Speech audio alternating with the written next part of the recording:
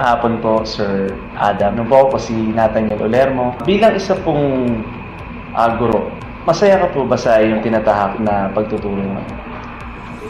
Kung emosyon, it's always a mixed emotion. Not necessarily masaya palagi.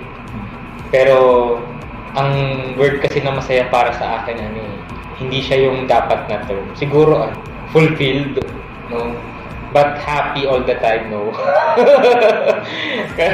For example, papasok ka sa isang classroom, tapos may encounter ka ng mga estudyante hindi marunong sumunod. Will you feel happy with that? No, it's not always a happy moment for you. But it's always a fulfilling experience for all the time, kahit nagagalit ako. Ano po ba yung naging daan para tahakin yung isang guro sa kolehiyo?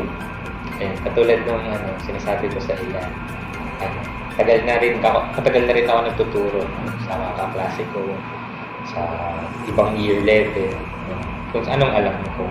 Masarap kasi yung nag-share ng knowledge. Sa KNC, halimbawa, share na rin tayo ng alam natin. At nakakatuwa kapag sumasagot sila.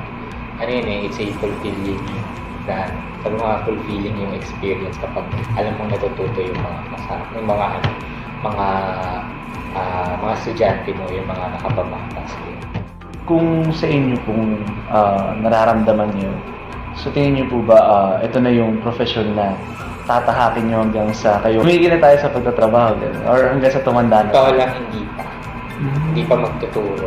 Siguro opisina, oo, pero yung pagtuturo hindi pa. Dito lang ako, diba? Tapos ganyan-ganyan lang. Yun lang, okay na yun. Pero yung magtuturo ka, you have to speak and then you have to grade the student. Parang parang mahirap sa akin yung i-evaluate ko na yung mga bata.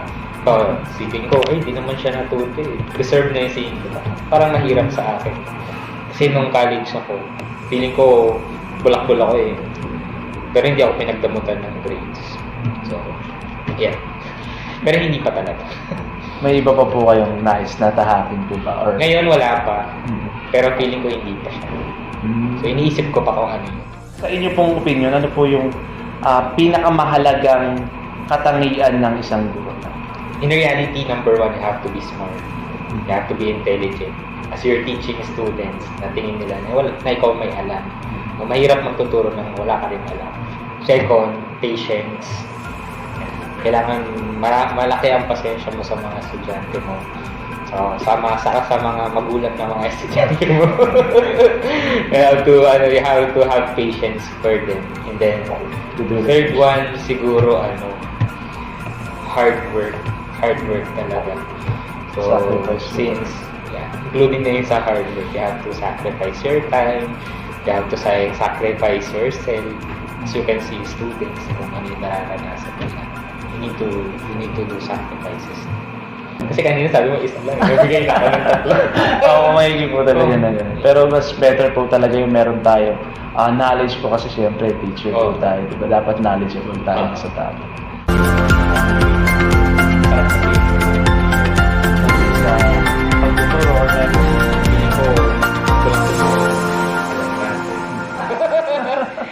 dito lang.